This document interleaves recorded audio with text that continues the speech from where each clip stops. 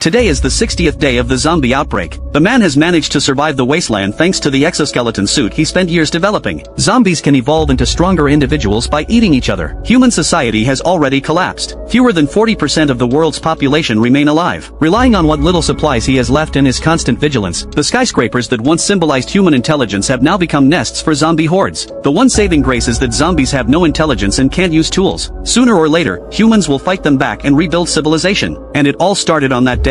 That ordinary morning, so easy to overlook, was the one that forever changed the fate of humanity. A new wave of flu virus was sweeping the globe. Acting on his military instincts, the man poured a layer of concrete over his exoskeleton workshop, installed brand new high-efficiency solar panels to keep the power on even if the whole city went dark, and stockpiled plenty of supplies. But he never imagined that this disaster, which had seemed so distant, would arrive so fast. That morning, the man was delivering exoskeleton parts he had designed for a friend who worked as a mover, parts meant for hauling cargo, which later became essential for building a shelter. As he drove out of the city, the normally clear roads suddenly became clogged. Horns blared everywhere. Frowning, he was about to get out and see what was happening when a deafening explosion roared from the end of the road. A runaway truck was barreling through traffic, smashing everything in its path. The screech of metal and the shatter of glass mixed into a chaotic symphony. People ran for their lives in panic. Then the man saw something even more terrifying. A group of infected people with rotting flesh roared and lunged at the pedestrians around them. Their eyes had no focus, only the most primal urge to bite and tear. The orderly streets descended into complete chaos. Blood mixed with dust, and the streets turned into a living hell in an instant. The damn virus had taken a deadly turn. The man took a deep breath and forced himself to stay calm. Panicking wouldn't solve anything. The only thing that mattered now was staying alive. He had to get back to his workshop. That was where his supplies were, and the people he needed to protect. As he made his way through the city, he saw a massive mountain of zombies piled on top of each other, leaning against an office building. Panicked crowds and wandering zombies littered the streets around it. The man gripped the steering wheel, floored the gas pedal, and decisively turned onto a remote side road.